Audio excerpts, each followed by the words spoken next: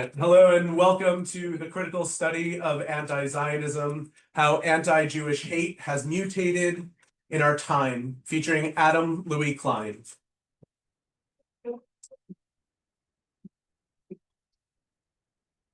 Thank you to our partners on this program, CUNY Alliance for Inclusion, also known as CAFI, the Rededication Project, Mothers Against College Antisemitism, the Academic Engagement Network, and the Leader Family Hillel at Baruch College, and numerous other Hillel chapters as well. And thank you to everyone here for joining us today and those viewing this recording. I also want to give a shout out to our amazing allies, those who put so much on the line to fight for the Jewish people and the state of Israel, often when our community is too scared, too silent, or too busy fighting amongst ourselves. And a very special thank you to our guest this evening, Adam Louis-Klein. My name is Michael Mantell. I'm a psychotherapist and educator, and among the many hats I wear, today I'm speaking in the capacity as executive committee member and the chair of CAFI's events and programming.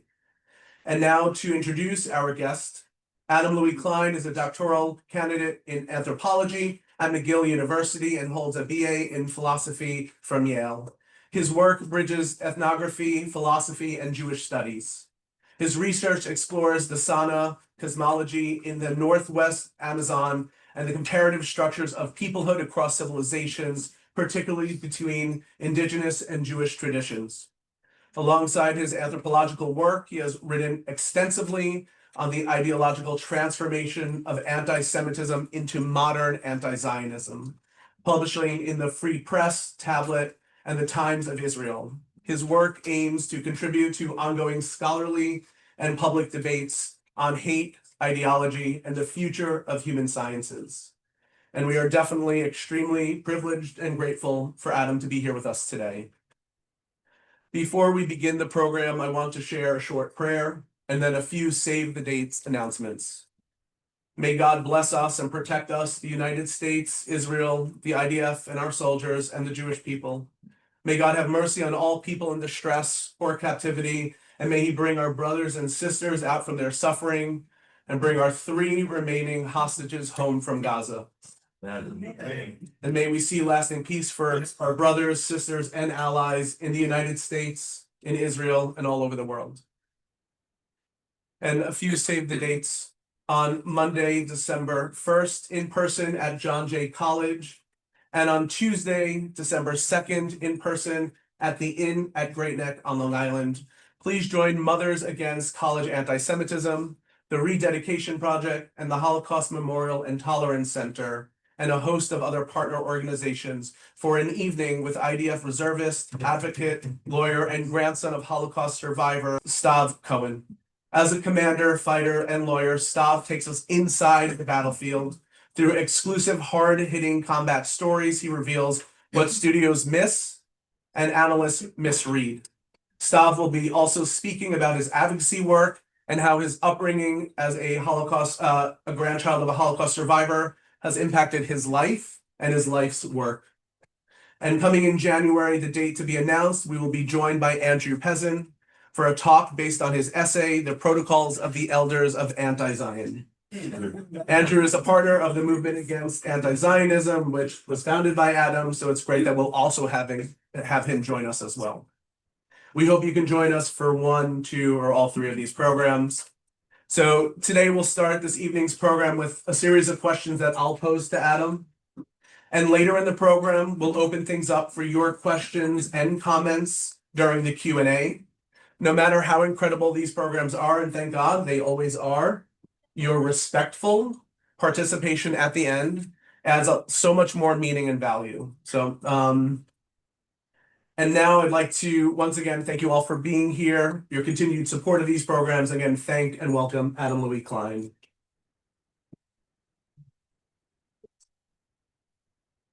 So to begin, can you tell us a little bit more about your background, both personal and professional, and what led you to focus your work on anti-Zionism?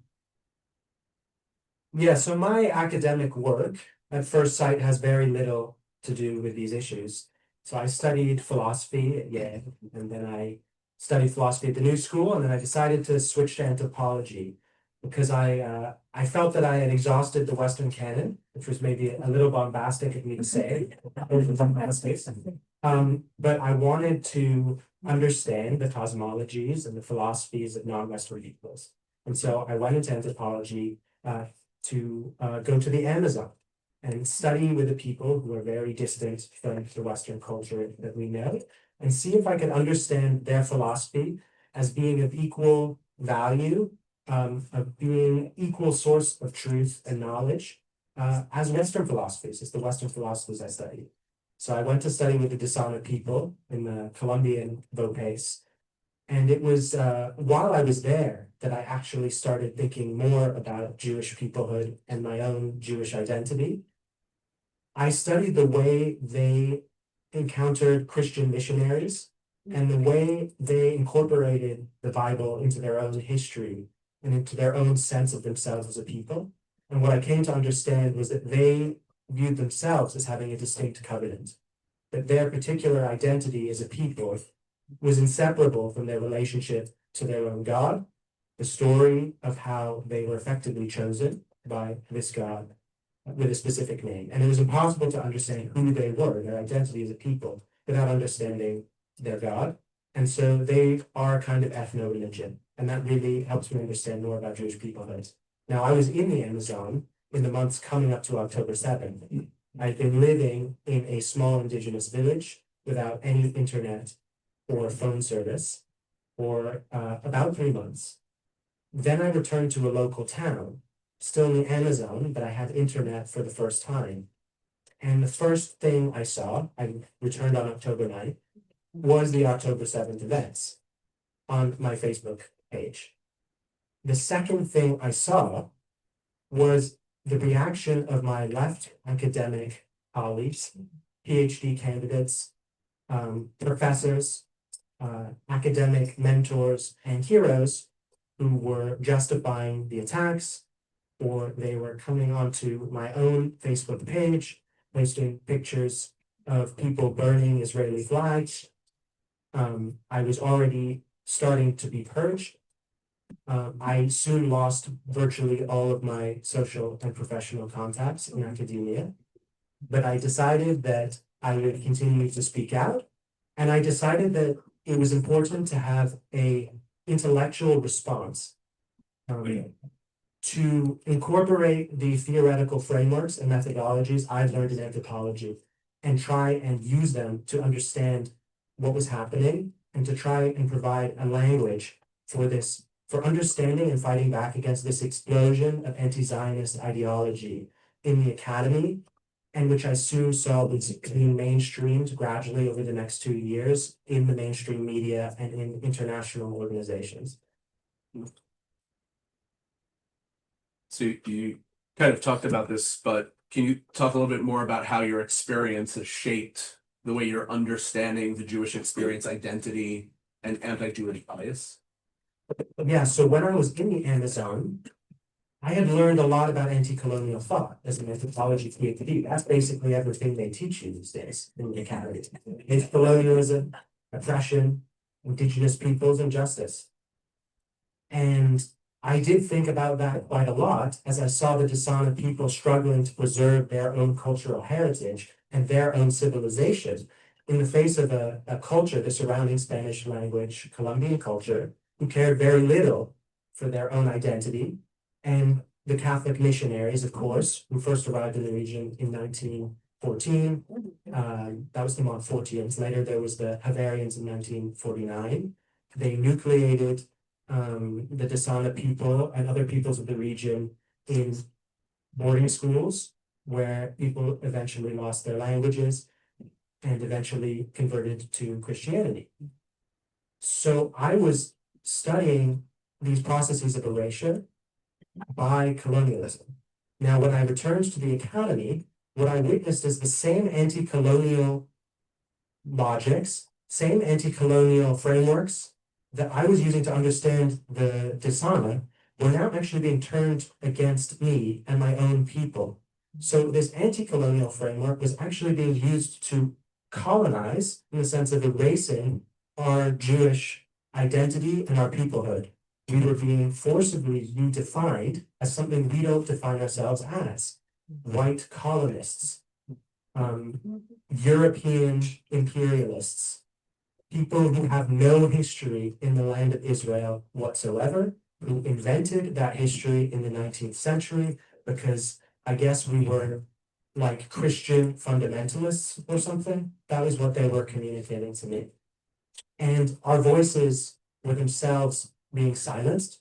When we spoke back against this ideology, we were told that we were weaponizing anti-Semitism, that we were ourselves right-wing Trump supporters, that we were part of the problem.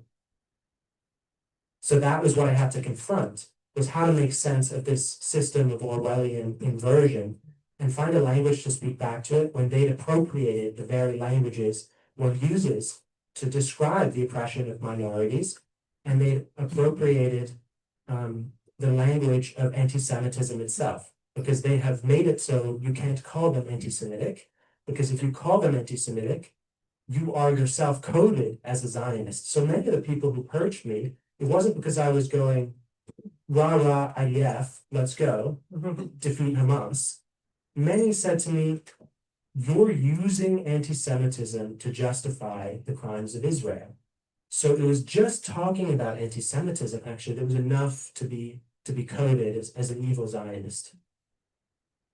So the interesting thing is, especially in the spaces that you said you found yourself in, for people who identify as minorities, often we get to identify ourselves and the hate against us. In this case, it's almost like saying you don't have that ability to do so. Is there a reason that you can see why it is okay for an LGBT person to identify who they are and say, this is how I identify myself, but for example, a Jewish person cannot? Yeah, I think this is a really key part of anti-Zionism as its own form of anti-Jewish hate. And the way in which it targets Jews is new and distinct. So anti-Zionism is basically a way of discriminating against people that it marks as Zionists. So anti-Zionism is not really about whether people identify themselves as Zionists or how they understand the term Zionism. It's actually a set of associations or character traits that's projected on people. So it's not an opposition to a belief system. You don't have to tell people if you believe in Israel's right to exist, that you have this XYZ belief in Zionist ideology, that you read Herzl and you agree with everything he said to be considered a Zionist. If you have an Israeli flag in your profile picture, that's more than enough. If you talk about anti-Semitism and are concerned with anti-Semitism, that's more than enough to be marked as a Zionist. Then you will be treated differently. You will be discriminated against. You will be pushed out of spaces, right? And so anti-Zionism is based on this definition of Zionists as opposed to Jews. So you'll find if you speak to an anti-Zionist, they will always respond in the same way if you call them anti-Semitic. They'll say, I don't dislike Jews, I dislike Zionists. Judaism is not the same as Zionism. I have no problem with Judaism. What they're doing there is they're forcibly redefining you as a Zionist instead of a Jew. And so for a long time, I thought this was just a question of the good Jews and the bad Jews, right? Which is already problematic. We need to cut up a minority into the evil ones and the ones that you don't have a problem with. I actually think it's more than, I think that when they redefine Jews as Zionists, they're stripping us of our history of Jewish suffering and oppression, from which we have a kind of moral authority to speak back to them. Because the Holocaust, the knowledge of the thousands of years of Jewish oppression, gives the term anti-Semitism, or used to, a lot of weight, and it allows us to say no. When they redefine us as Zionists, we have no right. We have been transformed from the oppressed to the oppressor, and we have no right to speak back to them. And that's how they can get around this total double standard that Jews are not allowed to define their identities, whereas all other minorities are. They will decide for us what our identity is by constructing us as the Zionist. I think another something else that mucks the water is that there are people who aren't Jews who identify as Zionists, and then there are Jews who identify as anti-Zionists. Can you talk about how that fits into this form of hate, this hate movement, but also understanding Zionism and anti-Zionism? Yeah, so I think that anti-Zionist Jews, the token Jews, let's call them, do an incredible amount of work for this movement.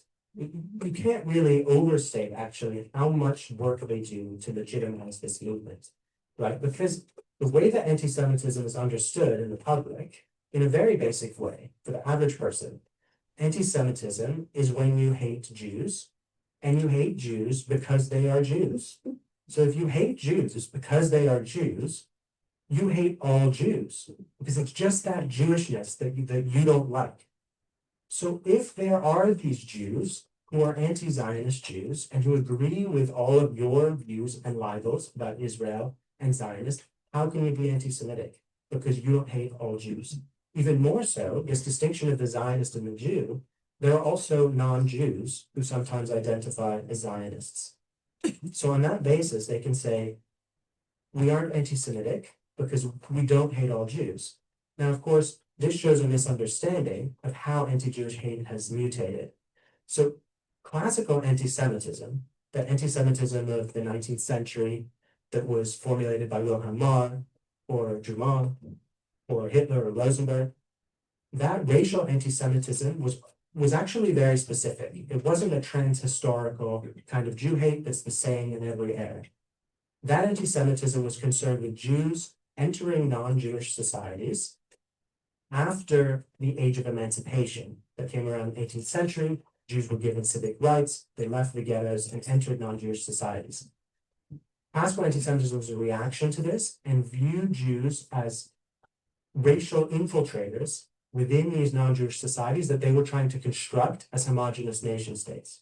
So a certain logic emerged in classical anti-Semitism that eventually led to the idea that any Jew, any individual Jew, is a problem and has to be eliminated. Now, in the early days of classical anti-Semitism, they did have a concept of exceptional Jews. In the 19th century, you hear about this all the time. So there were token Jews in classical anti-Semitism. But you can understand how, if you're concerned with racial infiltration, eventually you're going to get a concept where you have to get rid of all the Jews. And of course, that culminated in the Holocaust. Anti-Zionism, as a new form of anti-Jewish hate, is actually more similar to the medieval anti-Judaism than it is to classical anti-Semitism. So anti-Judaism in the medieval period constructed itself as if it were against an ideology, a belief system, a religion, Judaism. And it said, Jews, if you convert, if you renounce Judaism and come to Christianity, you will be accepted.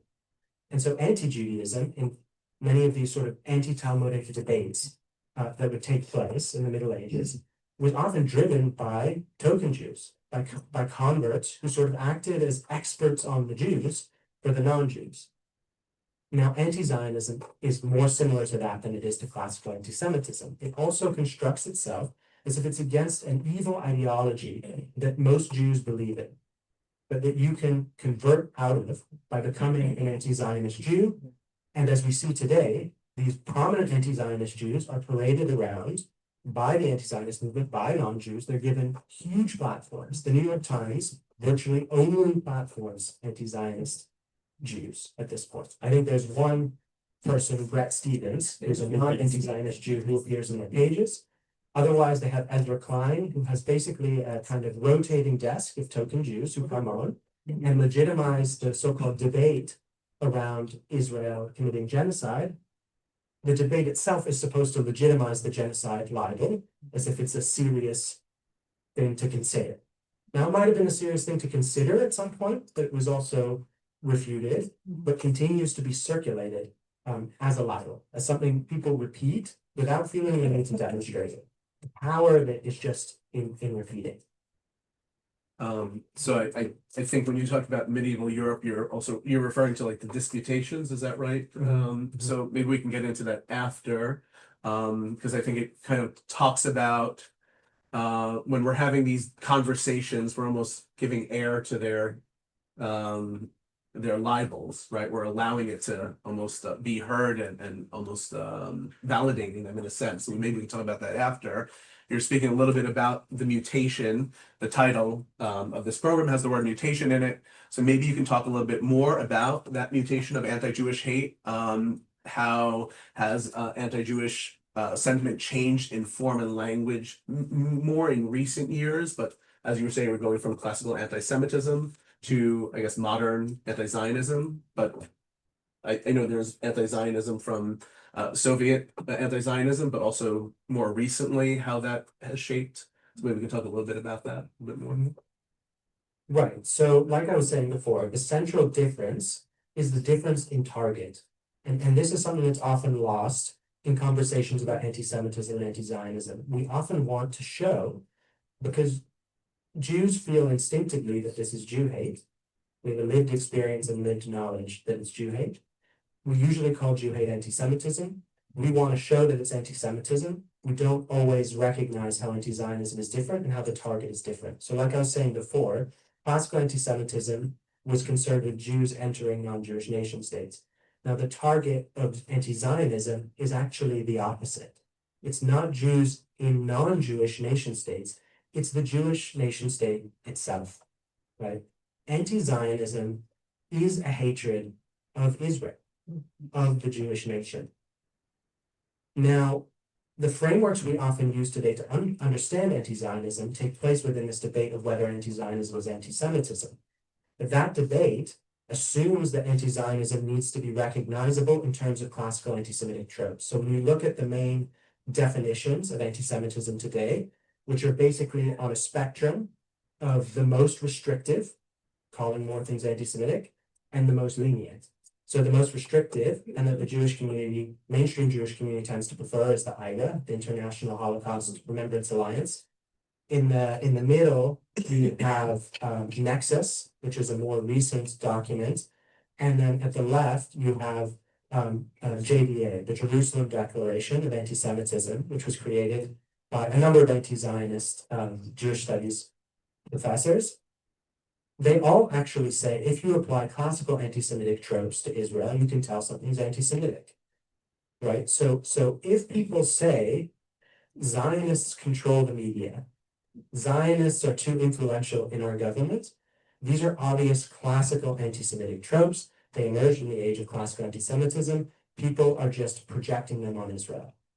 However, what if someone says Israel is a genocidal, colonial, white apartheid state? Is any of that sequence a classical anti-Semitic trope? No. But the problem is that the definitions we use and the cross the line discourse about when does criticism of Israel cross the line into anti-Semitism doesn't seem able at this point to recognize that string as anti-Zionist hate, as hate in itself. We go to a different plane of analysis. We start talking about double standards. Well, it's totally a double standard to say that Israel is an ethno-state. There are Arab ethno-states. There's ethno-states all over the world. We say you shouldn't delegitimize Jews having a nation state. Jews have the same right to self-determination as other peoples. So we've changed levels, and we're not recognizing that anti-Zionism has its own tropes. So if anti-Semitism is about Jews have too much control over the government, the tropes of anti-Zionism are that Jews are white colonizers, or Israelis are white colonizers, or that Israel is committing a genocide. But I think we need to actually be able to make that transformation, especially in order to validate the lived experience of Jews today, instead of the tactics of their perpetrators, of their persecutors, who continue to displace recognition of anti-Jewish hate into a kind of pseudo-political debate about where one draws the line. So are we doing something wrong right now by trying, I assume we're not doing the best at combating anti-Zionism, right? We're treating it like it's anti-Semitism. We keep on using the term anti-Semitism, or that person's an anti-Semite. Is that okay to say, or should we be shifting, because you're saying to shifting the terms? How do we do that?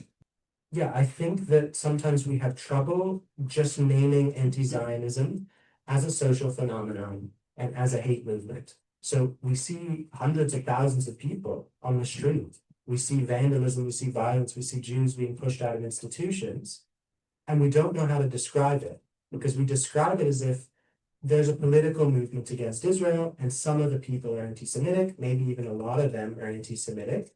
Maybe they say they're criticizing Israel, but they have hidden anti-Semitic intentions. But of course, that makes it really hard to fight because we actually can't prove that people have hidden anti-Semitic intentions, that they hate all Jews because they're Jews, right? But we do see that they explicitly hate Israel, that they have a hatred for Israel, for both the state and its people. And I think that we need to start recognizing that as a bigotry, and that is morally wrong in itself. It's morally wrong to say that there's a country that's essentially evil, whether or not that applies to all Jews, Jews in the diaspora, or not. Saying that Israel is inherently evil is a form of racism. It's a form of anti-Israeli racism, and the attacks on people who are marked as Zionists are kind of extension of anti-Israeli racism. You started doing a little bit of this, but can you talk a little bit more about the main structure, function, and genealogy of anti-Zionism? Yeah, so I think in order to make anti-Zionism more visible as a phenomenon, we need to talk about it. We need to make it an object of study and analysis. And the way I would propose doing this is to break down anti-Zionism in terms of its structure, function, and genealogy as a holistic ideology. So how does one do that? So I would propose that there is a basic element or unit of anti-Zionism, really of all anti-Jewish hate, right? And that is libel. So we often talk about blood libels. It's a term you hear in the Jewish community. Netanyahu sometimes calls stuff that the UN says a blood libel. And it's grounded in a knowledge of the history of anti-Judaism, of anti-Jewish hate in the Middle Ages, that defamatory claims would circulate about something that a Jew did. For example, if a Jew killed this Christian child, there wasn't sufficient proof, but there usually was some evidence. Maybe the Jew was with the child at the time. And then these rumors would circulate, whip people up into a moral hysteria, and then you would get lynchings and pogroms. The issue with the term blood libel, though, is when we use it, it's as if we're only talking about the Middle Ages, right? And we're not recognizing that all anti-Jewish hate is based on libels. So they're not just based on tropes, right? They're not just based on sort of symbols or metaphors about Jews, that Jews control the government. They're libels in the sense that they're truth claims. They're things that people believe are true about Jews, and if you believe they're true, justify hatred, right? So if the Jews in your town are actually poisoning the wells, if the Jews in your town are actually murdering Christian children, well, those are horrible people. Get them out of your town. Expel those people from your town. You don't want them there. It actually functions the same way today with anti-Zionist libels.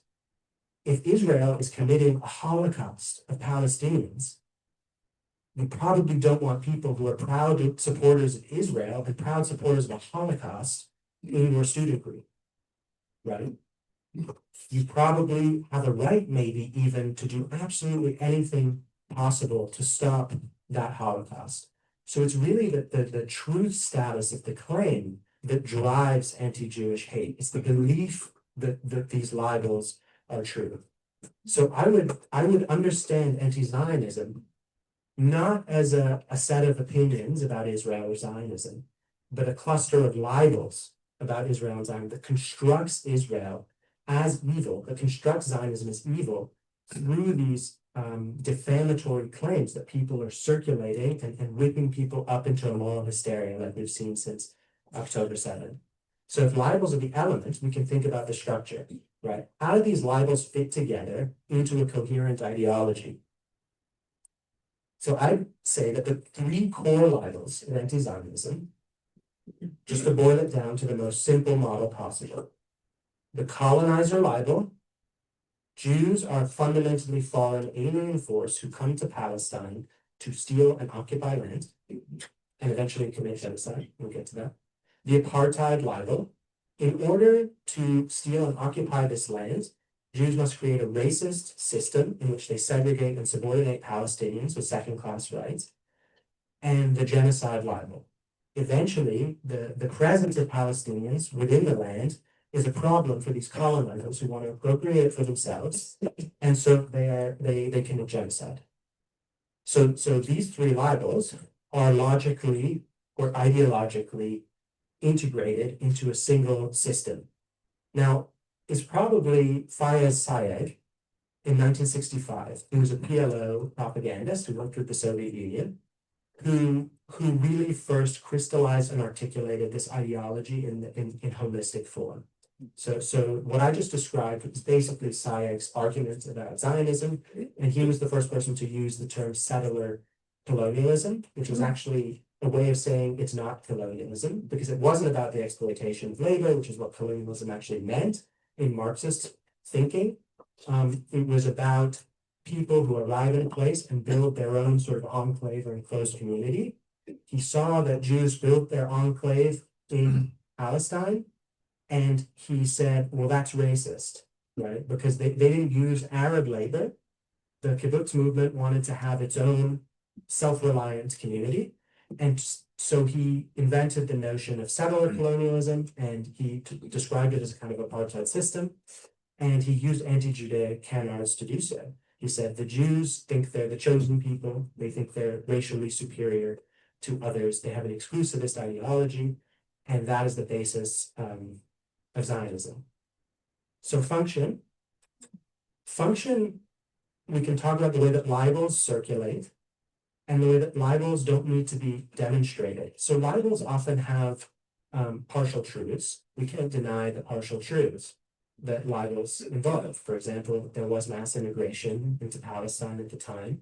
Even someone like Jabotinsky, as anti-Zionists never tire of reminding us, did once compare the Palestinians to Native Americans. There are checkpoints and access roads and a wall in Israel today, which is kind of like apartheid at the surface level. And there is a huge amount of destruction in Gaza, and many innocent civilians died. So you have these surface resemblances. However, what a libel can't do is answer to falsifiability. It can't answer to an alternative explanation. So if someone says there's a genocide in Gaza, right? I can't look at what happened in Gaza and conclude anything else than that the Israeli government intended to destroy Palestinians as a whole. That's their claim, but they can't answer if you say, well, what if I understand it that Hamas was using human shields, embedding itself in civilians, was hiding in tunnels, was deliberately intending to maximize civilian death and explicitly said so, had an entire mass martyrdom ideology, booby-trapped 80% of the buildings in Gaza? Is that an alternative explanation for the same surface resemblances? They will never respond to you. They just won't respond to you because they can't actually face falsifiability, the possibility of alternative explanations. If you look at apartheid and you ask, well, is it the case that these security restrictions arose not because Israelis were inherently racist to Palestinians, but because as increasing Palestinian violence against Israeli civilians intensified, so did this entire security apparatus, which spread across the geography?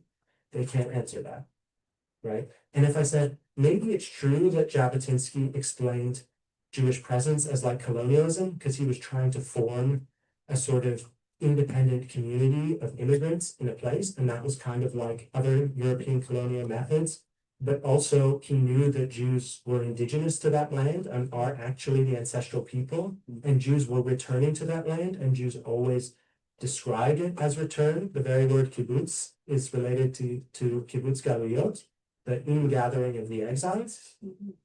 They won't reply to you. To go specifically to the genocide blood libel, I guess as an example, if you don't mind me riffing on that, there was recently, I think, some kind of discussion of a change in definition, if I'm correct. Is that right? Or the idea of genocide being applied to the war in Gaza, that like a dual purpose, is that right? Yeah. So yeah, in order to try and legitimize the genocide libel, because Israel hasn't committed a genocide, they have showed an immense amount of creativity in trying to change and stretch definitions to make it seem as if Israel did, knowing that Israel has not passed the threshold of genocide according to the Genocide Convention. Now, what's so fascinating is if you go into their journals, which of course many people don't do because they're not used to reading academic literature, and why would they do this? If you go and you read the Journal of Genocide Research, they are extremely explicit about this. They say, look, we don't know what to do. We can't prove that Israel is doing a genocide according to the Genocide Convention. So we need other frameworks to figure it out. So what they're debating in their journals is how to make this fit, right? And the reason this is the case as well is they use a theory called settler colonialism that I was talking about before. Especially in the early 2000s, this theory was sort of resuscitated, somewhat independently reinvented by Australian scholars like Patrick Wolfe, and Lorenzo Veracini and Dirk Moses. They were dealing with Australia's treatment of the indigenous peoples and a controversy that arose in Australia in the late 90s about how to understand Australia's moral responsibility for the elimination of the native population. There were scholars who were trying to describe it as a genocide, and this concept of settler colonialism emerged, which was a way of saying there are certain societies that have an intrinsically genocidal dynamic. If these societies are based on foreign colonists who arrive and who want to appropriate the land of the natives, eventually they will have to try and replace the native presence. These scholars then rediscovered Sayegh, applied this theory to Israel, and then tried to claim that Israel was essentially genocidal. So Israel is not a state which chose to commit genocide after October 7th. It's a state that's always been committing genocide since 1948. And Zionism has always been a genocidal movement that would inherently lead to a genocide of Palestinians. Now, of course, if you have this theory, it's about the structure of the society. It's not about the intent of the agents to commit genocide. And so that's where they recognize they don't have the means to prove this is intent under the legal definition. So Amnesty International had a specific solution, which was they called it dual intent.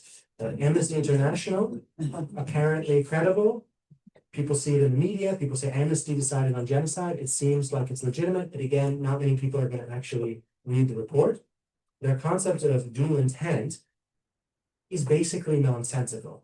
So no one knows what dual intent means. Why? Because it's nonsensical. What they're trying to say is, look, Israel's doing these strikes on Hamas. That's actually part of war. We got to admit that we sort of do understand a little bit what international humanitarian law is, and that you can strike combatants, and that there are tragic civilian casualties. So even if there are civilian casualties, even if there's a lot of destruction of infrastructure in Gaza, these strikes can still be legal unless they come from military intent. They're trying to target combatants, not civilians, right? Of course, you can also commit war crimes while still acting with military and not genocidal intent based on the notion of proportionality, meaning the number of civilians or the amount of damage should be proportionate to the military advantage that you're getting out of a strike. If it's disproportionate, it can be a war crime, right? But states can commit war crimes without trying to commit genocide. They're still trying to target combatants. They're just being too indifferent to the civilian suffering that's resulting from them. Now, they try and say Israel has that intent because you can't really deny it. But then they also want to say that Israel has a genocidal intent. It's trying to kill the whole Palestinian population. But how does this work logically, right? When Israel does a strike on a Hamas base, it's either targeting Hamas or it's targeting civilians. You can't have it both ways. What they're trying to say is that Israel has a secret intent to commit genocide, to actually cause as much civilian destruction as possible while appearing to target Hamas. Now, of course, that's not dual intent. That's saying the one intent is not real. It's fake, it's a veneer, and there's a secret intent. So dual intent doesn't make sense as a concept. Also, if that's your approach, that's also unfalsifiable. And you hear anti-Zionists do this all the time. Whenever there is counter evidence to their claims, so they say Israel was trying to intentionally starve the population. When you have counter evidence that Israel organized with the Gaza Humanitarian Foundation to deliver millions of meals to the population, that doesn't sound like something someone would do if one's trying to starve a population. They do the same thing. It's a veneer. It's just an attempt to hide their secret plans, right? If that's always your response, you're not in the space of falsifiability because you can't be proved wrong. Anything that Israel does that's not genocidal, that disproves genocide, is just a veneer. So amnesty's own logic is a kind of libel-based logic. Now, I was going to ask, just preface for those who are not here in person with us today, that we are at the City University of New York. So I asked this question sort of knowing the answer, I think. Where do you see anti-Zionism proliferating most intensely? And what role do you see universities and faculty playing in that? I think that anti-Zionism is really a whole intellectual and institutional architecture, right? And that's what I mean in saying that it's not just a set of opinions about anti-Zionism. It's a form of institutional racism. So there's a whole anti-Zionist complex. There's Jacques Givet in 1979 who wrote this book called Israël et le génocide de Charvet, and then it was translated to the anti-Zionist complex, which is kind of a better name than Israel and the unachieved genocide, because it names something that we need to see, right? The UN is treated as credible by millions of people, right? Well, in Jim Crow South, the institutions of courts and police were also treated as credible by the majority white people at the time, right? The UN should be seen in the same way. It has a pattern of systematic bias. It's not just that there are individuals who are anti-Semitic. Sometimes they circulate protocols of the Elders of Zion, the UN meetings, things like that. It's actually a structure in which Israel is constantly held under this obsessive racist gaze, right? So the way that academia comes in is academia is really actually kind of the base of this pipeline. There's a pipeline that goes from academia to journalism to international organizations. Now, of course, if they feed back on each other, people in academia feel legitimized by what they read in The Guardian, by the Amnesty International reports, right? But it's academia that has created this ideology, the settler, colonial, Israel as colonizer, Palestinian ideology, etc. And it gives institutional credibility and authority to anti-Zionist libels, whereby then they are repeated in the media, and people say, look, the International Association of Genocide Scholars said this, it must be true, right? So academia is the belly of the beast, really, in order to fight anti-Zionism. So we need to actually develop a critical discourse of anti-Zionism, right? And to no longer allow them to always put Zionism on trial as the object of accusation, where they pose as the critics. And there's nothing better than being a critic in academia, right? So we need to construct a critical discourse around anti-Zionism and reclaim the language of critique and of institutional racism to deconstruct this structure of oppression. So from my experience here at CUNY, and also just reading about what's going on in the United States around the world, it seems like really, as you said, academia is kind of pushing this narrative. And so I guess, how is it that in university settings where critical thinking is supposed to be fundamental, anti-Zionism, or more broadly, a framework that discourages dissent, curiosity, and questioning is able to thrive?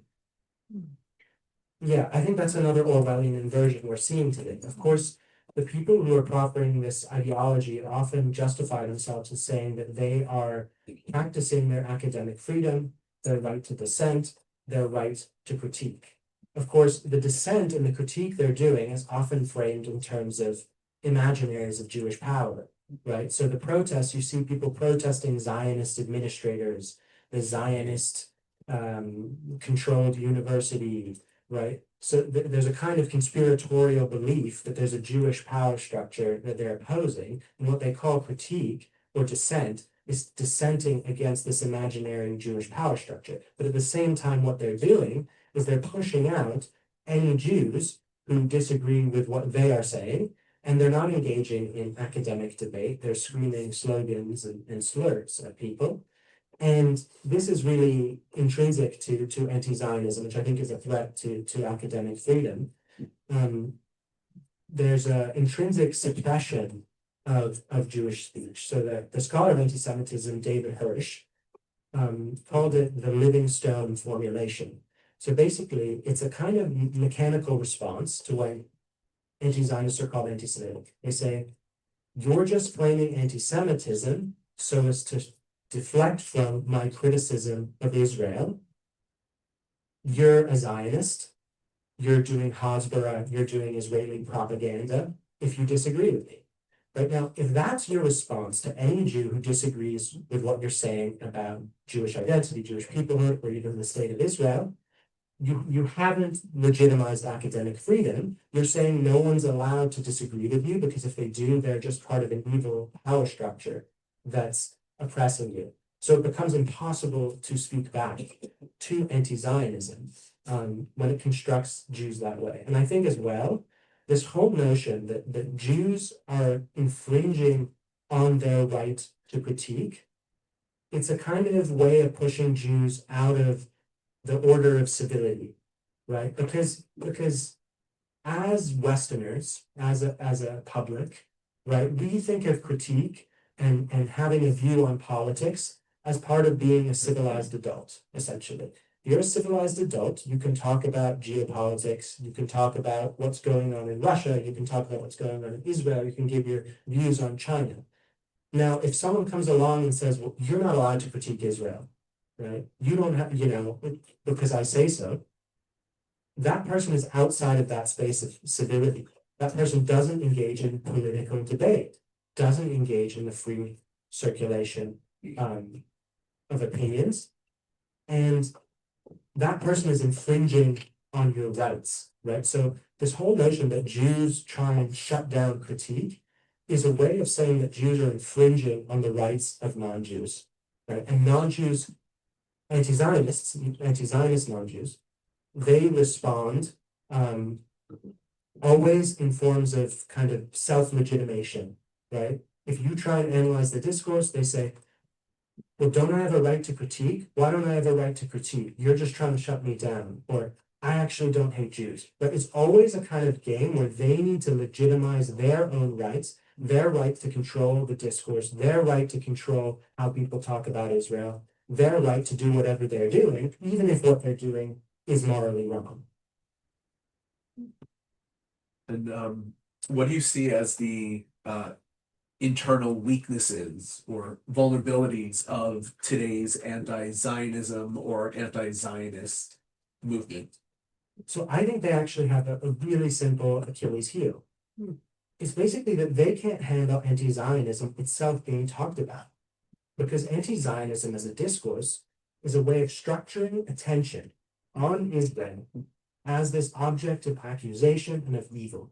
That's why when you try to call them anti-Semitic, they throw at you a series of libels, right? So you say that's anti-Semitic, they say Israel just killed 50 children, Israel is starving Palestinians, Israel is raping Palestinians, Israel is stealing organs, Israel is committing genocide, and they try and overwhelm you with these libels so that then your claim of anti-Semitism looks fake and it looks like it has no relevance to the obvious evils that Israel is doing. But in order for that to work, Zionism and Israel constantly have to be the subject of conversation, right? And if so you respond, well, that's not really true, where are you getting your information from? They will just keep repeating a new libel. What they can't handle is when anti-Zionism comes under the spotlight, because they're not used to it, right? If you say anti-Zionism is a structure of discrimination, or anti-Zionism has this genealogy in the Nazi Islamist alliance with the Mufti, or with Soviet anti-Zionism that actually constructed all of the tropes that you're using, and you have no idea where they come from, that Zionists are Nazis, that Zionism is racism,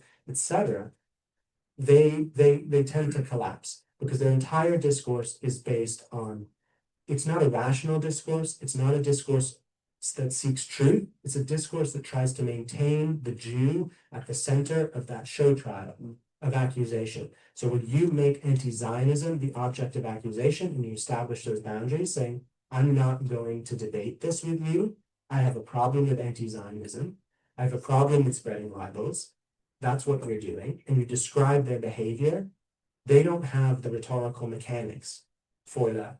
Right? They built all of their rhetorical mechanics to respond to accusations of anti-Semitism, to say that they're only concerned with Zionism, and to flood you with libels and to try and demoralize Jews. That makes me think of the disputations, medieval Europe, and having these dialogues or debates for the sake of having the debates, not necessarily for a Jewish person to win the debate. But as long as you're giving air to these grievances, it's almost allowing other people to hear it and almost validating the genocide libel or whatever it is. Right. By continuing to debate with it, you're validating the staging and the show trial that they've set up. So, like, if we look at the Jim Crow era in the South of the United States, right, when Black people would be dragged into a courtroom based on a false accusation, right, the injustice against them was not simply that the accusation was false, is that they had to sit there and be humiliated and be placed on trial for hours and hours, and maybe only at the end it was revealed that they'd been innocent or they were killed for it or punished, right? There's an inherent injustice in trying to force people into the object of accusation, and that's an expression of power. So the majority feels themselves to be powerful when they're doing this, and that's why I think that anti-Zionism is a kind of totalitarian logic as well. As people are circulating these libels, the majority feels that they've discovered a kind of new power that they have. They don't have to be concerned with truth. They don't have to respect the other and their views. All they have to do is whip themselves up into a frenzy, circulate these libels, and then they can forcefully drag the Jew into the courtroom and maintain the Jew there and demonstrate that they are superior to non-Jews. To Jews, sorry. So for all of the imaginaries of Jewish power, Jews ruling over Palestinians, or in the more classical anti-Semitic frame, Jews ruling over our own governments, there's an underlying logic of superiority of the non-Jew. That Jews are inferior, they should actually be the ones who are on trial, they should be subordinated, and of course they shouldn't have any sovereign rights. In the last decade or so, the debate over the spelling of anti-Semitism, with or without the hyphen, has become meaningful or has happened. And if you notice, the title of the talk, Anti-Zionism, is without the hyphen. So now we're seeing the similar shift with anti-Zionism, anti-Zionists. Can you talk about what is the driving force behind that move to using the hyphen or not using it? Yeah, so one of the main ways of legitimizing anti-Zionism today, which has come from the whole complex of anti-Semitism recognition that's we've inherited from the Holocaust, right? So after the Holocaust, anti-Semitism was seen as an absolute evil, as a signifier of evil. To be an anti-Semite is the worst thing in the world. And coincidentally, that is why it's not really helpful to call them anti-Semites, because no one's ever going to admit that they're an anti-Semite. That's something, right? So what happened with that, to legitimate this new form of anti-Jewish hate, this mutated form of anti-Jewish hate, one, of course, had to show that one didn't have a problem with Jews and Judaism, right? So we get the token Jew, and we also get a kind of rehabilitation of a certain tradition of Jewish thought that existed before the creation of Israel, which was a real tradition. There were actually several branching traditions of Jewish anti-Zionism. So it's true that Zionism, as a real political ideology to create a Jewish state, was not the only view amongst Jews leading up to the state of Israel. It was actually a minority view amongst Jews. And it's pretty easy to understand why. From the late 18th century into the 19th century, Jews were gradually given more and more civic rights within the non-Jewish nation states they were being integrated into. So the project of Jewish assimilation was successful in many ways, right? So it was only with the Dreyfus affair in 1895 that Herzl had this realization that this process of assimilation wasn't going to work. He saw the way that Albert Dreyfus was treated, the way the crowds were whipped up into these hysterias because of a libel, because of a false accusation against Albert Dreyfus, and because of a kind of conspiracy that surrounded this false accusation that Dreyfus was part of a interconnected web of Jewish organizations that were trying to take over France, etc. That he realized that assimilation wasn't going to work. They needed to get out of there and form their own state. Now, it's understandable that a lot of Jews at the time were like, well, why would we want to do that? You know, we just got all of these civic rights in these countries, and now you're telling us to leave, right? It's sort of like if Black people, after the civil rights movement, after they gained all of these equal rights in these countries, were suddenly like, well, actually, let's just leave the United States and go to Africa, right? It's understandable that a lot of people would think that wasn't the right move. So there were liberal Jewish anti-Zionists who wanted to be citizens of Germany, of France, the United States, etc. There were also Marxist anti-Zionists who believed that a world revolution of the working class would overcome anti-Semitism once and for all, and all forms of oppression. Anti-Semitism was basically a barbaric superstition that was used to displace anger from the real problem, which was capitalism, onto these sort of evil Jewish bankers controlling everything. And actually, Vladimir Lenin himself said this. He said that anti-Semitism was backward and he opposed anti-Semitism. And of course, that became the official rhetoric of the Soviet Union and why it eventually had to switch to anti-Zionism. And of course, there were also ultra-Orthodox Jews who opposed Zionism for a different reason. They didn't want to assimilate into these non-Jewish societies. They just wanted to live in their ghettos and practice halakhic form of Judaism until the Messiah came. And they thought you couldn't go back to Israel until the Messiah came. So there were these three traditions of Jewish anti-Zionism with the hyphen that were genuinely engaged with Zionism as a real project to found a state and had genuine concerns about that project. Those concerns were political, they were theological, and it was an internal Jewish debate, and everyone there was concerned with the well-being of the Jewish people, right? So today we often hear among certain Jewish studies professors like Shalom Magid, or a journalist like Peter Weinart, Daniel Boyarin, David Bialy also had this view that this Jewish anti-Zionism was better. It was a way of embracing that Judaism has always been about the diaspora, it's always been about exile, and it didn't require us to return to Israel. But even more so, people like Shalom Magid today are using this Jewish anti-Zionism to legitimize the anti-Zionist hate movement. So the Shalom Magid is a professor at Harvard, but this is a very superficial move, right? Because it's basically based on a homonymy. Right? Homonymy is when you have two different things that are referred to with the same word. So since this movement today calls itself anti-Zionist, and since there were Jews in the past who called themselves anti-Zionist, they must be the same. That's clearly not true, and it's just false from a historical point of view. The anti-Zionism that we are seeing today does not descend from ultra-Orthodox Hasidism. Right? It doesn't descend from liberal Judaism either. So it's true that the Reform movement in the United States, as part of the Pittsburgh Platform in the late 19th century, decided that they wanted to assimilate into American culture, and they rejected Zionism, and they said Jews are not a people, Jews are a religion, right? And they later regretted that stance, and they switched later on, I believe in the 30s, as Nazism was emerging, and they realized that Zionism was necessary. Now, that's not where anti-Zionism comes from.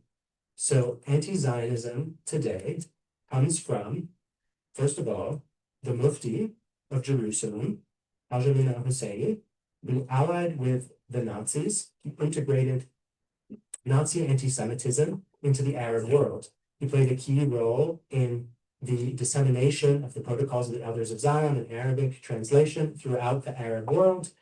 In these radio broadcasts from Berlin while he was working for the Nazis, they spread early forms of the genocide libel. They said the Jews, the Zionists, are trying to exterminate the Arabs, right? He also integrated this with Islamic anti-Judaism. There's a set of hadith, of Islamic traditions about Jews as conniving, as hating Islam, as trying to kill the Prophet, etc. And he made those central to the emerging form of Islamic anti-Zionism. Now, there's another figure called Johann von Leers. He was a Nazi propagandist. After the war, he ended up in Cairo, where Haj al-Husseini was as well. He converted to Islam under Haj al-Husseini's guidance. And he then became a key propagandist in Nasser's regime. So he integrated Nazi anti-Semitism, Islamic anti-Judaism, and then he also started collaborating with the Soviets. Now, the Soviets, of course, in many ways are the progenitors of the anti-Zionism we know, let's say the purest form of anti-Zionism, because it comes with all of these rhetorical tricks, like the Zionists use anti-Semitism to shut down criticism of Israel. That was something the Soviets invented. The whole notion that Zionism is Nazism and Zionism is fascism, and these kind of inversions where Jews who were victims of racism, fascism, and Nazism are turned into the ultimate Nazis. And so it was the Soviets who developed this anti-Zionism. And now Yuri Ivanov, who wrote Beware Zionism in 1969, which was part of when the Soviets really vamped up their anti-Zionist propaganda campaign after the Six-Day War and the defeat of their Arab allies. The first chapter in his book, he actually talks about diasporists. So Ivanov himself tried to use Jewish anti-Zionism as well as a kind of screen for the anti-Zionism he was developing. His own anti-Zionism was heavily inflected by classical anti-Semitism. He incorporated the Protocols of Elders of Zion. In the same way, the Protocols of Elders of Zion is actually supposedly a recording of a meeting of the World Zionist Organization. His entire book recounts sort of several different World Zionist Organization meetings with fake transcripts that talk about how Zionism is the absolute opposite of socialism and of Marxism, right? So Protocols of Elders of Zion, classical anti-Semitism fed into anti-Zionism. As I was talking about earlier, Sayegh and the PLO texts used anti-Judaism, libels about Jews as racists, supremacists, believing they're a chosen people and better than other people. That also entered into anti-Zionism. Right, so anti-Zionism without the hyphen has very little to do with the Jewish anti-Zionism pre-1948, although it developed with Ivanov and much more starkly later on with Jewish Voice for Peace and the kinds of groups we see today, a tactic of claiming that it's actually the same as this earlier anti-Zionism to make it seem legitimate. No, you're completing your PhD in anthropology at McGill. So I'm just curious to talk about your own experiences on campus, your experience in the field of anthropology, and your academic associations, how that's been. And what do those experiences tell you about the broader state of academia today? So my experience was, as I said, I was basically purged from all my social and professional connections in academia. But I'm lucky to say that I'm still alive, and I'll be able to complete my dissertation. But yeah, I mean, I don't know what more to say than that. I'm doing this work, and I'm lucky enough to be able to be doing it and trying to build a critical discourse around anti-Zionism, which can speak back to the academy.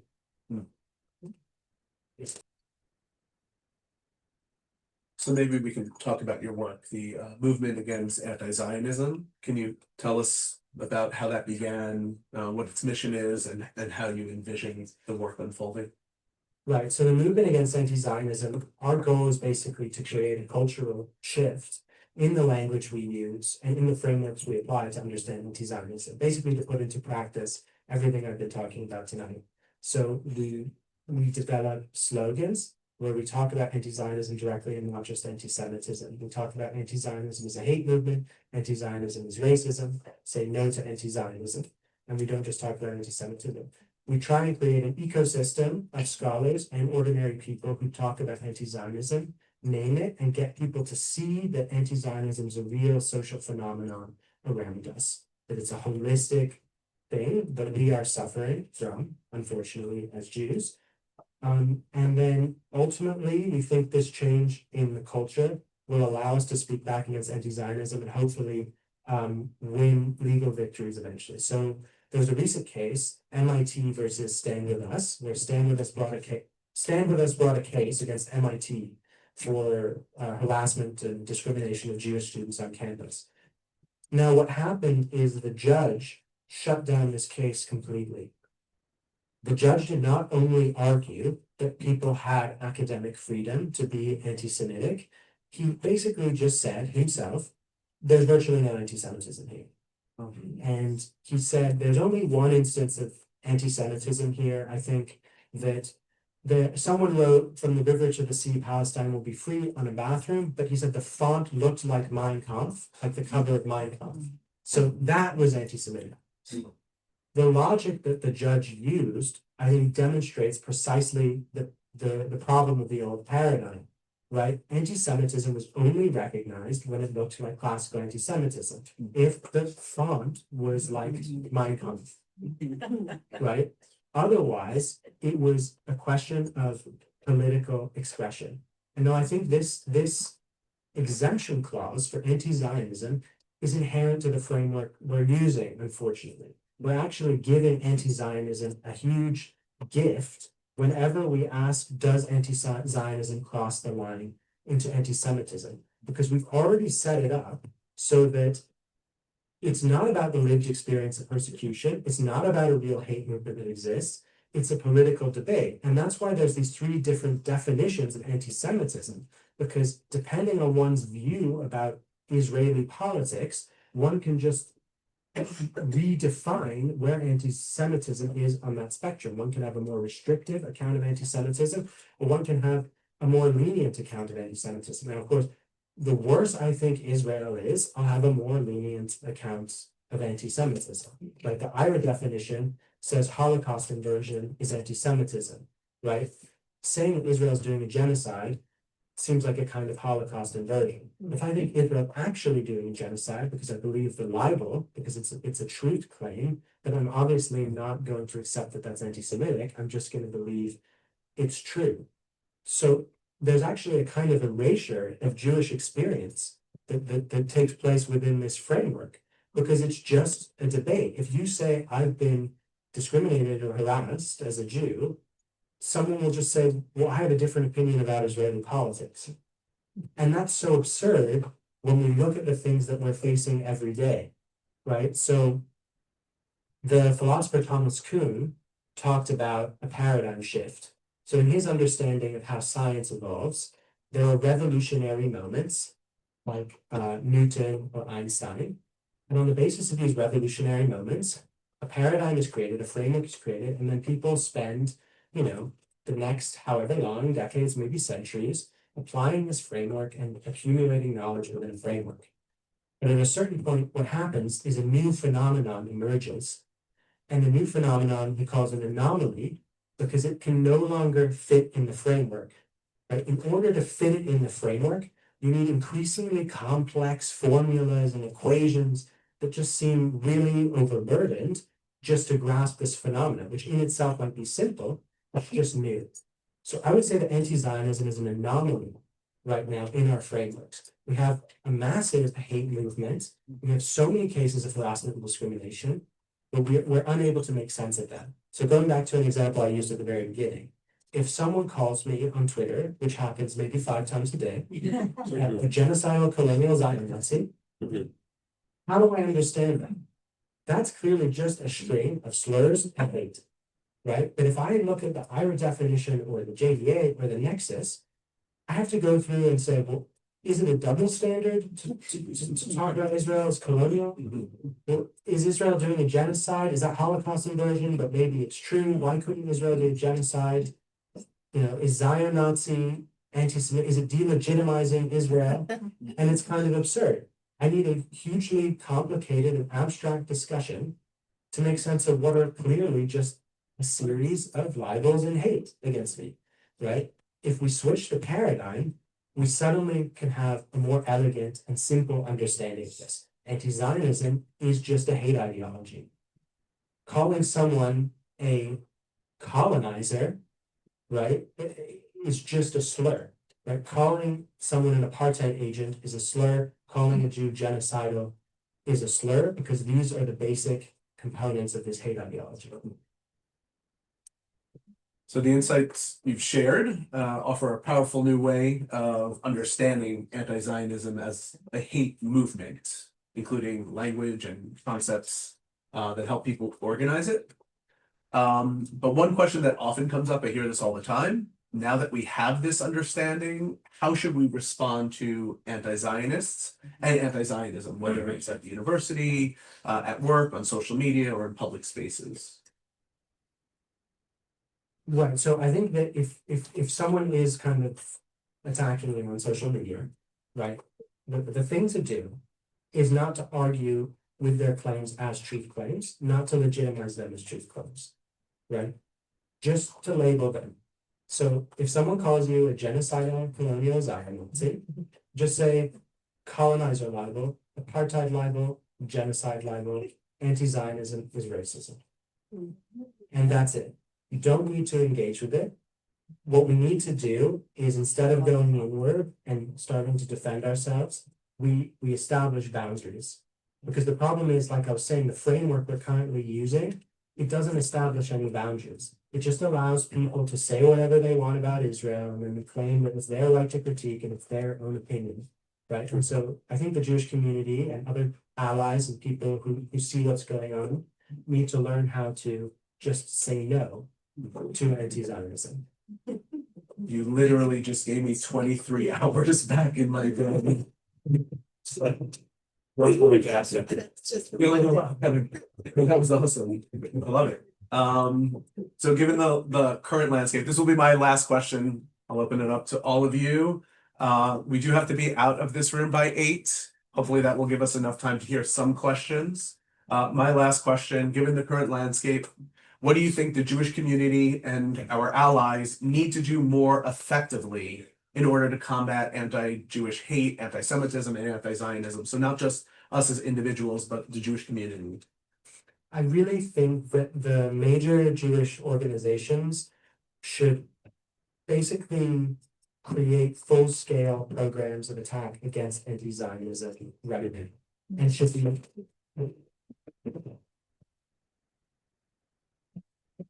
I think they should be doing education on anti-Zionism as much, if not more, than classical anti-Semitism and the Holocaust. So people really need to know the history of Soviet anti-Zionism. People need to know that in the Soviet Union, Jews were purged, Jews were executed, Jews were discriminated against in educational institutions, etc., because of anti-Zionism. When we tell the story of the expulsion of Mizrahim, of Jews from Arab countries, we need to tell that story as the story of anti-Zionism. It's not the story of the Israeli-Palestinian conflict, where there were Palestinians who were displaced by the War of Independence, and then there were also an equal number of Jews who were displaced from their countries, and so it's a kind of balanced account of the conflict. We should tell it differently. What happened was anti-Zionism committed atrocities against Jews. Anti-Zionism led to the Farhud pogrom, which was, of course, was incited by Hashim al-Husseini, the Mufti, and anti-Zionism led to pogroms throughout the Middle East. And so that is the story we need to tell. We need to push forward the voices of Jews who come from Soviet countries and who've experienced anti-Zionism firsthand. They're often the ones who get this the most. They know the name anti-Zionism immediately. They see that the slogans that are happening on campuses today are basically just plagiarized from the anti-Zionism that they heard about when they were growing up. We also need to push the voices of Mizrahim themselves, not just to push back against the white colonizer libel, because they themselves usually are non-white or come from the Middle East, but also because they know how to tell the story of anti-Zionism as well. So we need a full-scale discursive reorientation where we attack anti-Zionism directly. Awesome, thank you. So now I'm going to ask if people have questions, comments. Actually, I should say questions.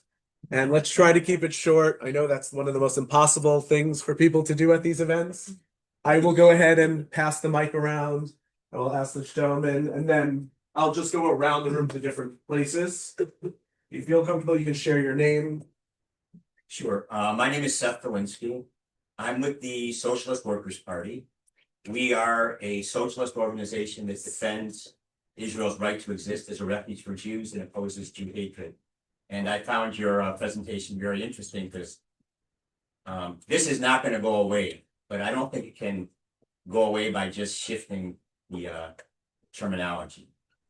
Anti-Zionism in today's world, as you pointed out, is Jew hatred. And if you look, for example, at Hamas's founding covenant, it says their goal is to kill the Jews.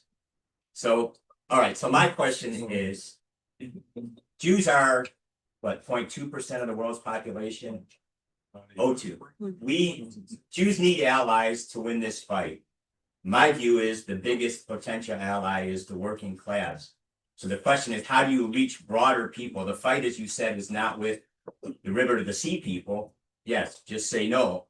But organizing and reaching out, because we know how this was used, for example, in Nazi Germany.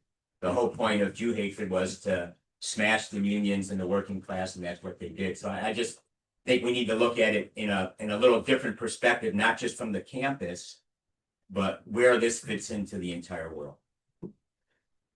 Yeah, so I think an important issue is learning how to see the anti-Zionist. So we shouldn't assume that everyone hates Jews, because that's not true, and it's quite offensive. There are many great non-Jewish allies, and there are many people who are not anti-Zionists. But anti-Zionism can be hard to see because it doesn't look like classical anti-Semitism, and it doesn't look like skinheads and neo-Nazis, right? There are very respectable professors who are anti-Zionists. There are diplomats who are anti-Zionists. There are all kinds of respectable looking people who are anti-Zionists. So I think learning how to see the anti-Zionist hate movement is learning how to see anti-Zionists, and also learning who's not an anti-Zionist and who will be a good ally. I also think that reframing anti-Zionism itself as an injustice and taking back the language of the critique of oppression, the critique of injustice, will allow us to win back many progressives. Because we allow progressives to continue to care about Palestinians and to continue to care about justice. We simply reframe the issue and say that anti-Zionism is actually the driving force of injustice. Anti-Zionism drives endless wars in the Middle East. It's these anti-Zionist wars that are resulting in Palestinian and Jewish suffering. So instead of competitive victimhood, we recognize that both Palestinians and Jews are victims. And we allow also progressives to continue to inhabit their savior or rescuer role, to rescue victims. But now they will also maybe have some compassion for Jews, and they'll realize that it's not a zero-sum game. They can have compassion for both Palestinians and Jews, and the best way to do that is to defeat anti-Zionism.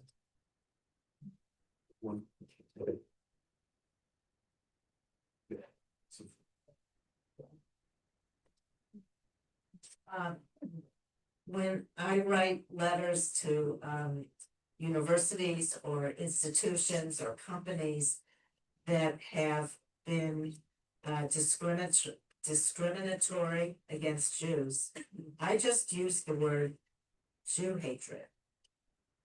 And it's short, it's sweet, it's direct. Do you have any comments about that?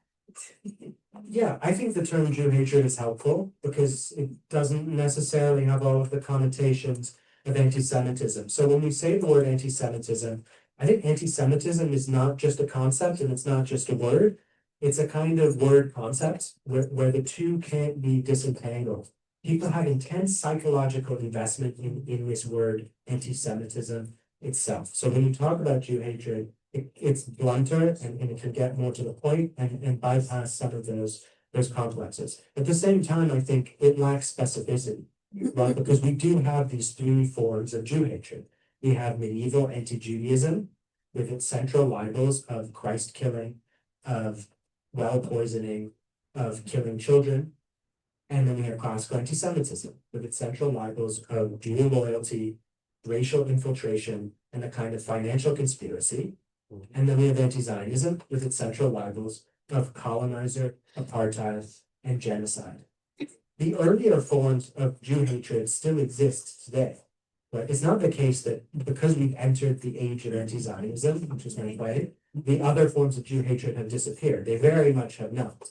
So Nick Fuentes, of course, is a classical anti-Semite. He's a neo-Nazi. He thinks Jews have too much influence in the US. They're a malevolent force that are attempting to replace the white Christian population with inferior races, right? He's also an anti-Zionist. He has spoken a lot about Israel and Israel being an evil state and Israel committing genocide.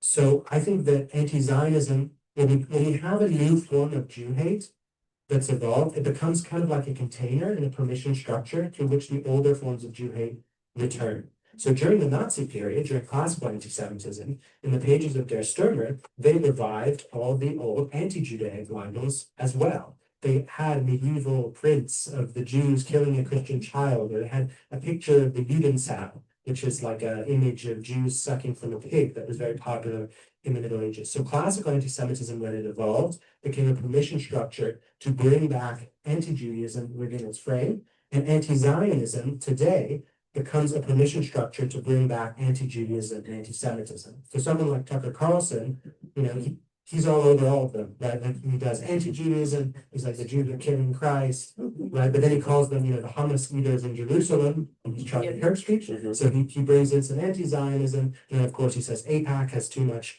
influence on the American government, which is more classically anti-Semitic, right? So all of these forms of Jew hate exist today, but we also need to be specific. I don't think it helps us to ignore the specificity of each form of Jew hate. For example, anti-Zionists, right?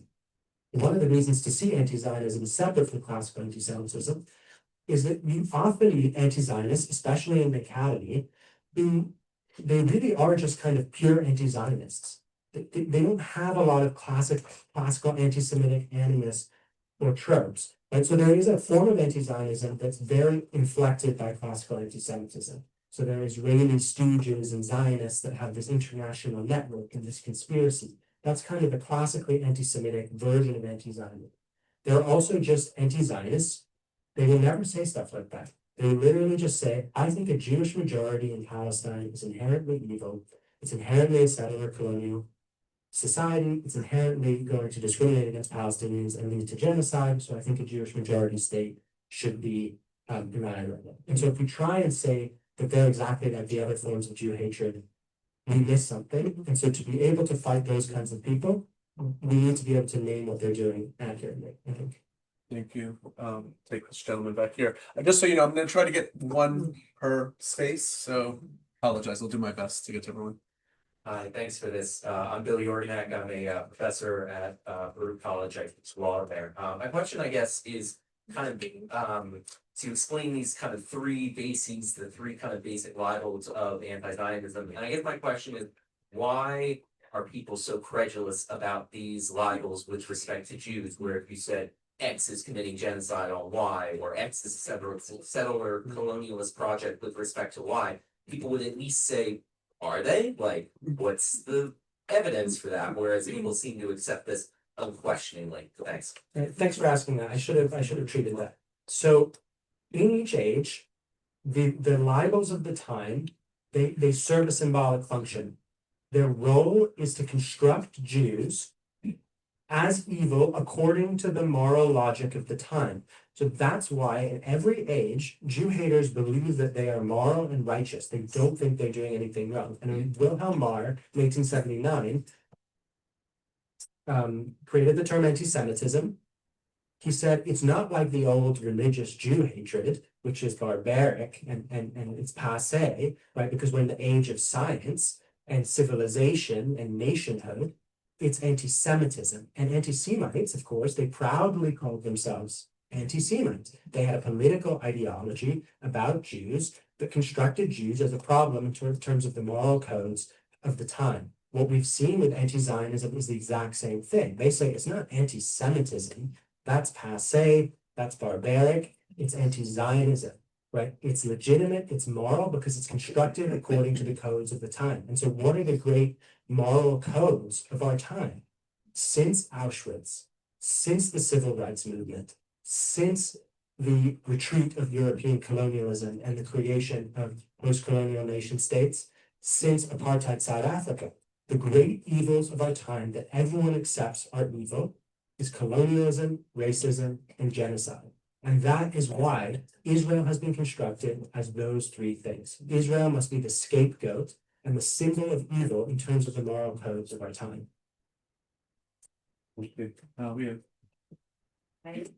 I was curious to get your thoughts on this debate I've had with friends.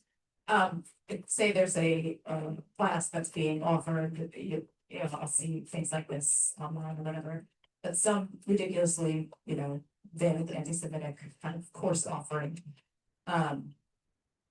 If I could wave a magic wand, I would want to put like 20 pro-Israel students in that class who can take the class and, to reflect what the professor is trying to teach. Like this, okay. Versus trying to get a class like that, just, not to be offered, to cancel that class. So I was just curious, what your take on it is on it. So the question is about academic freedom and if we should shut down anti-Zionists in universities, basically. It's egregious when it's like in one of the classes, I don't know if it's that often, but I've seen them sometimes and there's really high. I think that's a very pragmatic question because this can easily backfire. But because anti-Zionists often accuse Jews and Zionists of being fake victims, right? Because we're actually oppressors, we've been redefined as Zionists. The anti-Zionists, of course, themselves have a victim complex. They believe they're being oppressed by Jews. They believe that Jews are infringing on their rights to critique. Right. So when we shut them down in the universities by force, it can create a reaction where they feel that their conspiracy theory is confirmed. Now, eventually, we want it so anti-Zionism is treated like any other form of racism and is socially unacceptable in society. That is the goal. That's the goal of Maz, and it's the goal of the work I'm presenting here, and the argument I'm making. So anti-Zionism needs to be stigmatized in a way that in the future, if someone says Zionists are colonizers, that's immediately seen as completely unacceptable socially, right? So in the same way that, of course, there are classes at universities that today no one would consider acceptable. Like if you had a class that was teaching KKK's ideology, no one would consider it acceptable and no one would be complaining about academic freedom if you shut it down. Hopefully one day soon, there will be a feeling that you should just shut down classes on anti-Zionism. But we can't do that right now. This chunk over here. Hi, my name is Glenn Grossman. I'm an adjunct professor at Rutgers Medical School. So my issue I have is with this idea of Islamophobia and Judeophobia, and I want to make the case for it and then see how you respond. So I was part of the gay rights movement, and we had a similar issue. I understand your focus on clarity and the critical importance of that. My undergraduate advisor was the philosopher Daniel Dennett. And so we had two words, heterosexism and homophobia. Heterosexism had the clarity that you're providing, but homophobia had the lays. It provided the register clash that was necessary, that took off and really gave these dramatic gay rights gains over the decades that heterosexism wasn't generating. What are your thoughts on the vehicle of the word, of the term itself for Judeophobia? So this is an issue that often comes up when presenting this switch to anti-Zionism. What do you call this phenomenon, right? And I think, of course, you can come up with all sorts of words. The reason anti-Zionism, I think, is most appropriate is first, kind of prosaically, that's kind of what most of the scholars in contemporary anti-Semitism studies have already been calling this for a while, and we probably want to build on the scholarship we have. More importantly, anti-Zionists call themselves anti-Zionists. They basically call themselves two things, right? Pro-Palestinian or anti-Zionist. We should never call them pro-Palestinian because we know that they don't support Palestinians. They exploit Palestinian suffering. They like seeing Palestinians. And so every time we call them pro-Palestinian, validate them in a huge way. You validate the notion that they're coming from the place of compassion rather than hate. Now, the other term they use is anti-Zionism. And so they call themselves proudly anti-Zionists, and they do this within that framework that I was talking about. Anti-Zionism is seen as legitimate and anti-Semitism is seen as bad. They've worked really hard to say, I'm not anti-Semitic, I'm anti-Zionist. If you now stigmatize the term anti-Zionism, you've caught them red-handed because they have nowhere to go. They're so used to saying, I'm not anti-Semitic, that's bad. I'm anti-Zionist, but now anti-Zionism is bad. Where do they go from there? Right? So that's why I would recommend anti-Zionism as the term. Hello. One thing I haven't heard mentioned tonight, I just want to see how your thoughts on this. We talked about apartheid, we talked about colonization, we talked about race, we talked about genocide. What about the Islamic movement that's doing very similar things across the world, in the Middle East, in their own ethno-states of the Middle East, and in Canada, the United States, Europe?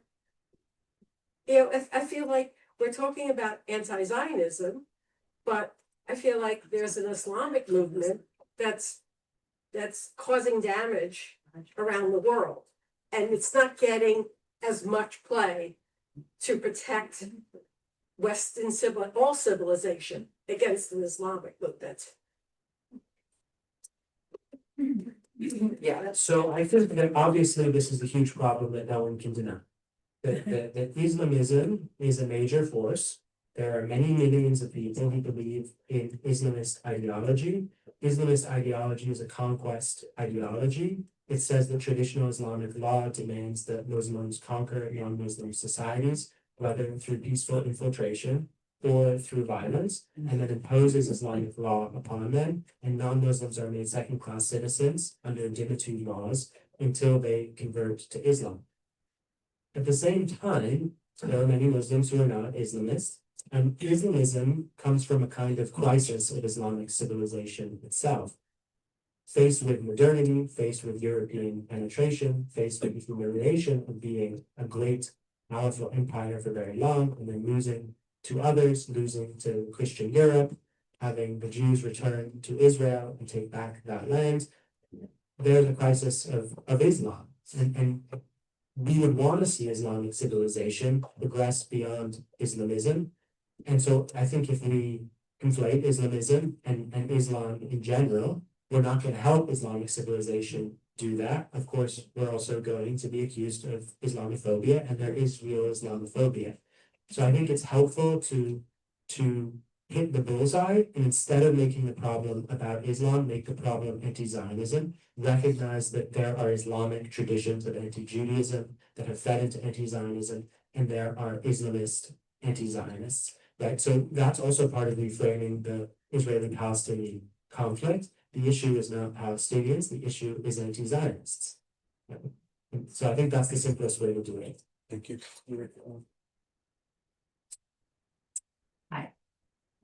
Getting back to, as you said, the base of anti-Zionism is really in the academy. My impression is that there's been a revelation recently in much of the Jewish world of the extent of and the effect, the extent of and the effect of funding that's come into American universities from Islamist sources.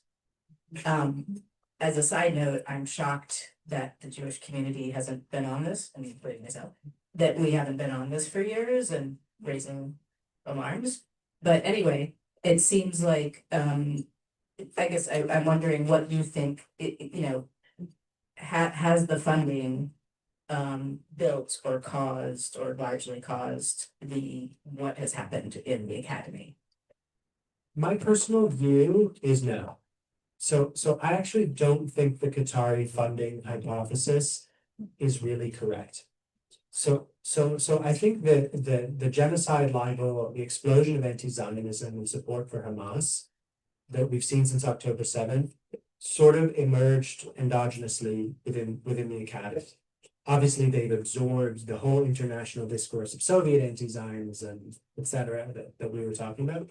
But I actually think that the whole theory of settler colonialism, which arguably is the most trendy and cachet theory in the humanities today, and that really dovetails with the whole emphasis on indigenous rights, on anti-racism, etc., has become so dominant.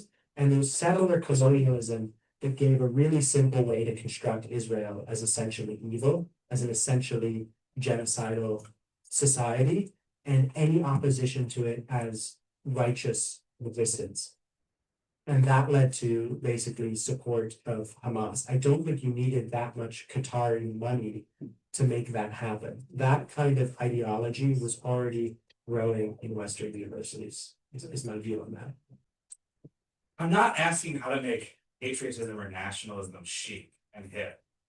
But I think what I'm sort of struggling with is that it reminds me of like when the New York Times was like, you know, had this front page of like, yes, we literally need to abolish the police. And then when you look at every place where police are defunded, more people die of murders. And for those people, they're Black men between the ages of 18 and 35. And we live in this culture where it's like it's reflexive, like, oh yeah, maybe we should get rid of cops. And it went nowhere, and thank goodness it went nowhere. We live in this culture where it's reflexive that there's something wrong with the nation state among the chic, trendy, educated people. Having a love of a place is somehow bad, probably because of the show and World War II. So how do we address that? How do we address that internal to the Jewish community without alienating people who are like 23 years old and they're squeamish about nation states? Yeah, I think your question gets at actually a broader issue, which is, do you respond to anti-Zionism by trying to make Zionism look good? Or do you respond to anti-Zionism by trying to make anti-Zionism look bad? Right? And I think it's more the latter, right? I don't think you can really teach people to like a country. Right? Or like why should people be taught to like a country? It's just, it would be better if they were just kind of indifferent, right? Or maybe they started liking the country in a kind of guilty way because they realized that the whole hate movement against that country was really bad, right? So yes, there's a kind of general opposition to nation states that's trendy amongst younger left-wing people. But we also see, right, that it's not really consistent. They don't have a problem with an imagined Palestinian Arab majority state that would emerge if Israel was destroyed. When they say they're against nation states, it often means they're against European nation states, or what they call settler colonial nation states. Right? So they're not really against all nation states, they're against colonialism, right? And so the key there, I think, wouldn't be necessarily to rehabilitate nationalism, although it's an interesting project because nationalism used to be seen as a progressive force, right? It was nationalism that gave minorities rights, self-determination after an age of empires, right? And today we see a return of kind of imperial thinking, whether that comes from the left or Islamism, right? So I think that's an interesting project in itself. But I think to fight anti-Zionism, it's more important to show them that constructing Jews or Israelis as white European colonizers is itself a kind of racism to Jews and Israelis. And that sounds weird at first because they're so used to seeing racism only about non-white people and white people as the racists, right? But we need to develop a language to make them understand this new oppression that they didn't really know about, right? So an example is the trans movement. So before the trans movement came about, the left didn't really know what trans people were, who trans people were, and the oppression that trans people underwent. And so the movement had to create all these new terms like gender dysphoria or misgendering or pronouns to help people understand this specific form of oppression that they didn't understand already. And I think anti-Zionism is like that as well. Another reason we shouldn't just say it's anti-Semitism. It's a specific form of oppression, and it's kind of different than other forms of oppression, right? Because it's a country level hatred, right? And that is kind of weird, right? Like if someone told you that Armenia was just the most evil country in the world, right? We just need to get rid of Armenia. Like, what is that about? Right? Like, why do you hate Armenians? So, of course, you'd be kind of like, it seems like you hate Armenians, but they're also obsessed with the actions of the Armenian state. The Armenian state only ever does evil things, right? That's kind of strange. It's not necessarily like other racisms and forms of discrimination that we know about. So we have to educate progressives and all people on this kind of unique form of hate of a nation state, a particular nation state. Thanks.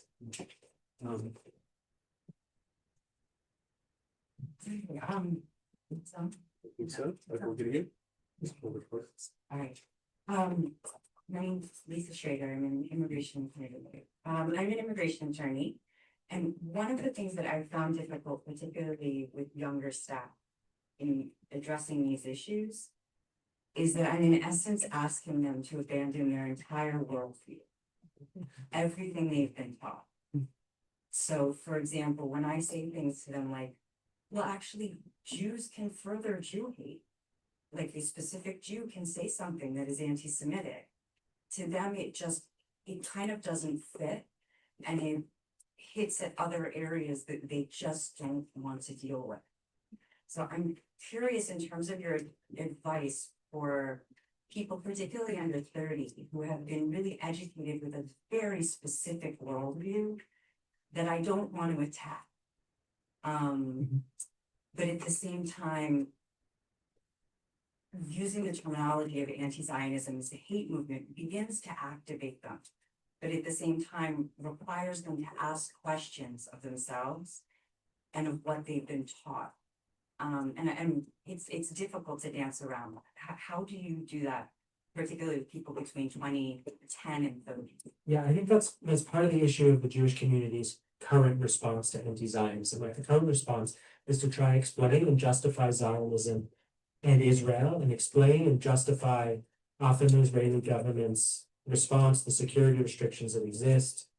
That's very hard, especially for people who have kind of a simplistic anti-war mentality. If you try and explain to them the concept of civilian casualties, you know, the fact that people tragically die in wars, even PhD students today, it does not compute. I mean, they're just like, war is bad, Israel bomb, bad. Right? So you can't really explain that. And also it's often asking people to have kind of a more conservative point of view, because security, just war, that you need power sometimes, these are kind of conservative values. They're not progressive values. But you can't try and force people to become conservatives or change their overall political ideology. So that's why, again, I think that one needs to frame anti-Zionism in progressive terms. And I think when you frame it in progressive terms, you're also not only appealing to progressives, because I would say that progressivism is actually just a cultural hegemony in general. You know, everyone lives within the progressive universe, within the language of progressivism, within America today. So I think that if you frame it as progressive, if you frame it as injustice, and if you say you have a right, you should just stay in your political lane, but recognize that anti-Zionism is wrong, it's going to be much more successful.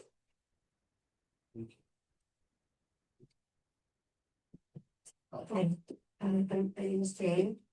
My question is about what your thoughts are on our continued use of the word Zionism among the Jewish community, because I know for me, before October 7th, I wasn't walking around calling myself a Zionist. My friends and family in Israel weren't calling themselves Zionist. It's become kind of like the anti-Zionist identity. And I wonder if it's, first of all, if it's helping to perpetuate this illusion that anti-Zionism is against something real.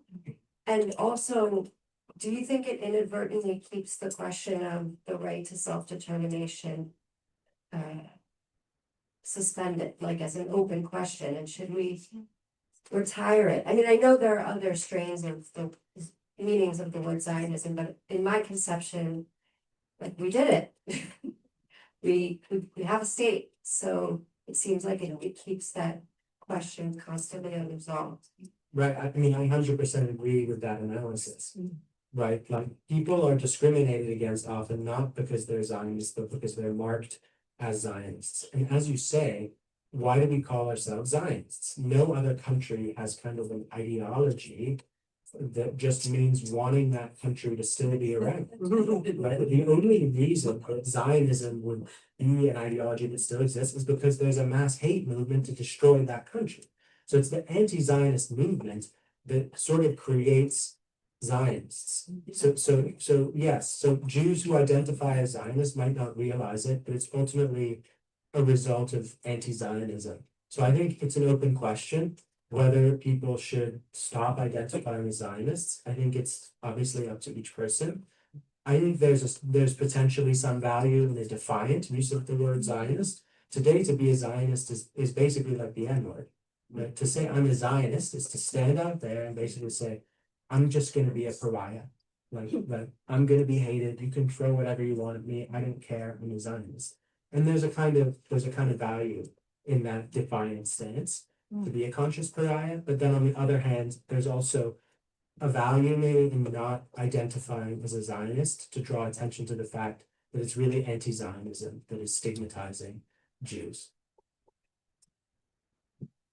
I just, with the interest of time, we just have enough for one more question. I'm gonna defer that to Ozzy, who created this entire event, so I think he could allow us.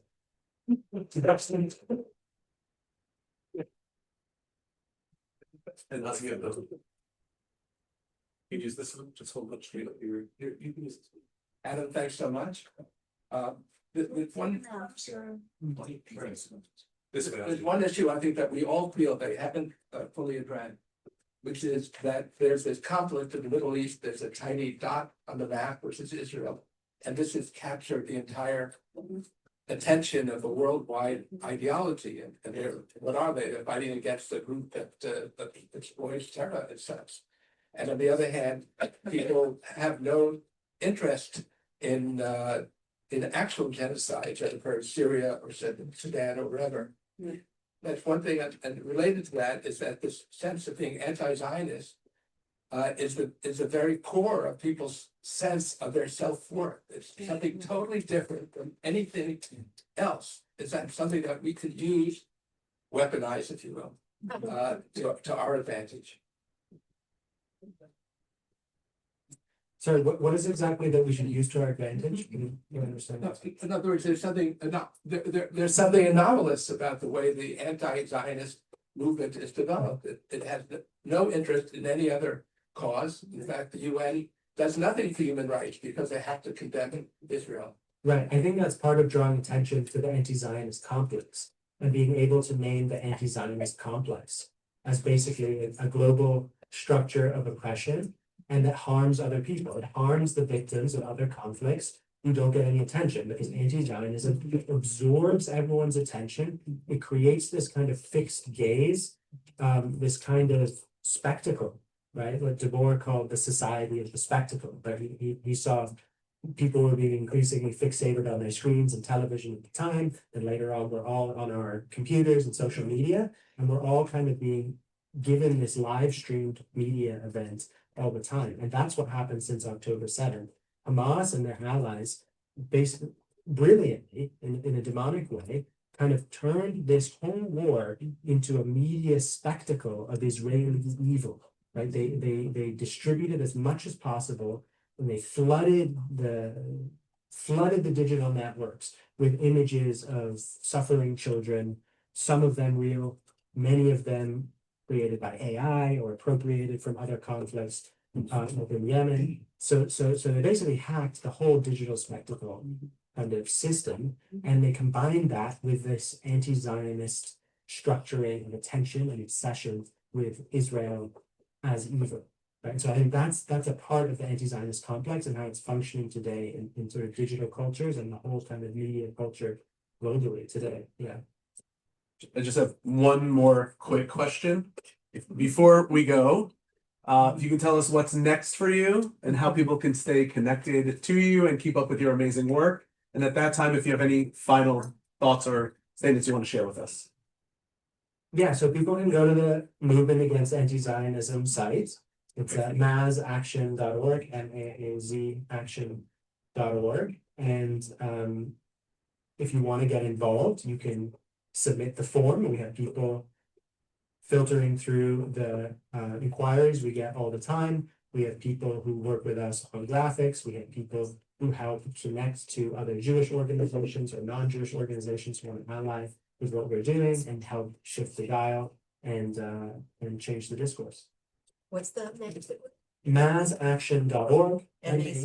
MAAZ, Movement Against Anti-Zionism, or you can just do Movement Against Anti-Zionism.org. Awesome. So with that. So with that, it's been a 5 minutes.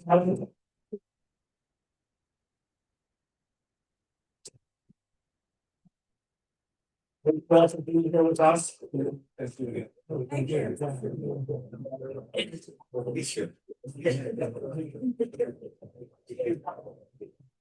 Sorry, I'm You heard her.